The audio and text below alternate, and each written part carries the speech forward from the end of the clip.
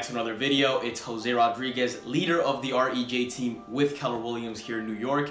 And today I'm going to be speaking about the difference between selling it with a real estate agent versus selling it on your own, and why it's so important to know this distinction, even if you're veering off selling it on your own rather than just listing it with an agent. First thing that I can point out is that when you're going on the MLS and on the market multiple listing service versus just putting it on Zillow and Realtor.com and Truly and all those other sites, what you have to understand is that many of those sites allow you to place your listing on those sites for free, because it allows those sites to now target their consumers and make more money out of their consumers. What do I mean by this? You as a seller are not the consumer of Zillow. The consumer of Zillow are the agents that are paying hundreds and thousands of dollars for marketing, so that when people click on your home, their pictures are going to be right next to the house, which you could see if you go on Zillow right now, and it'll leave your number all the way down below, while they have their featured real estate agents with their cell phone numbers right up above.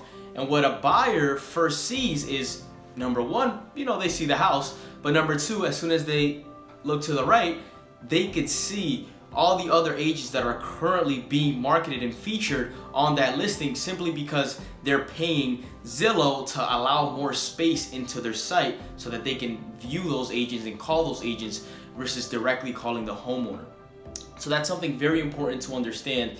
Now, when you're listing it with an agent and you're putting it on the multiple listing services, automatically all the traffic that is generating, that listing is generating, is going directly towards that agent. And because that agent is representing you and your home, that agent's fiduciary duty is that anybody that gives him a call, his job is to direct that call to make sure that it's about the home. He's selling the home versus saying, oh, okay, yeah, this house is nice, but have you seen these other listings that are on the market as well? And then they end up comparing other homes that are on the market, not just yours.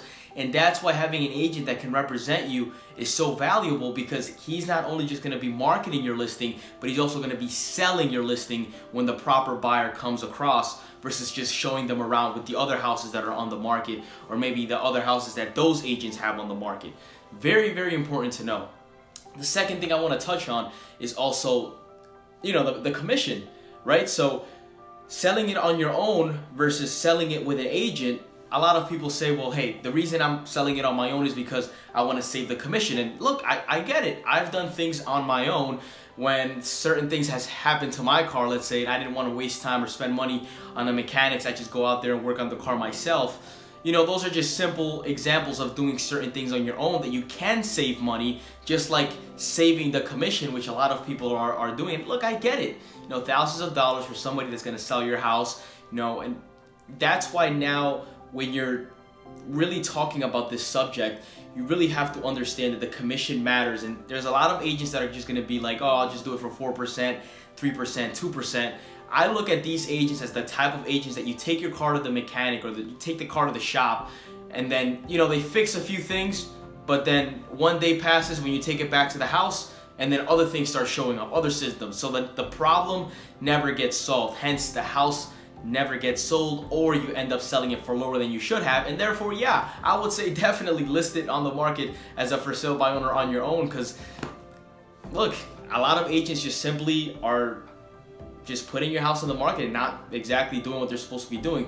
However, when you're listing it with a professional real estate agent that can actually market your home properly, is looking for buyers every single day, either over the phone, sending emails, sending mailers out, making sure that they're representing you the correct way, what that's going to do for you is, obviously you're selling it on your own, you're saving the commission. However, what you have to think about it is, if an agent can reach a broader audience, right, or another audience that you're not reaching by just marketing it on your own, this is going to indicate that not only is that agent reaching out to buyers that are qualified and that are ready, willing, and able buyers, but at the same time, when you're reaching out to a bigger pool, there's going to be more demand. And more demand means more money, because it simply means more offers, right? Less demand means less offers, less showings, more days on market, lower offers. And that's kind of what confuses a lot of people, because the commission, if you really think about it, obviously the commission, let's say 6%, whatever your agent's charging you, up front is going to seem like something that you're paying out of pocket, right? Which obviously it's an investment that you're making into that agent. However, when you're doing it on your own, the number that you're not seeing is how much slower the offers are going to come, simply based on the fact that you're not getting the offers, the proper offers, because you're just simply not getting as much exposure. And another thing as well is that even when you get that offer, there's things like inspections that come along, and I've helped my sellers negotiate tens of thousands of dollars. I remember, in fact, of one house that I was working on real quick that, you know, they requested over $15,000 of repairs in their inspections, and I ended up having them negotiate it all the way down to $0, because these were all things that weren't really wrong with it. It was just the other buyer's agent or the other agent that was looking to negotiate us down.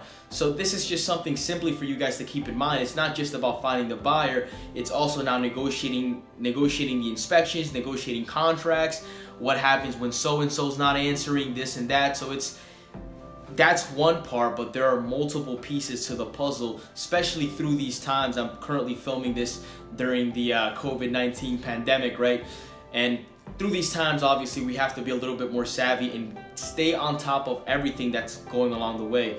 So, I mean, look, I covered just about enough during this video. If you have any more questions tailored specifically towards your situation, feel free to reach out to me. I'll leave my contact down below. Again, this is once again Jose Rodriguez, leader of the REJ team with Keller Williams here in New York. If you have any other questions, I have the answer for you. And on top of that, guys, if you have friends, family members that are looking to relocate out of New York, California, Texas, Florida, wherever it is, we are connected deeply with a group of real estate agents all around the globe that are working just like I am every single day on benefiting their clients and staying on top of their business. So I definitely have recommendations for your friends and family to make sure that they are working with somebody that's credible and is going to get the job done.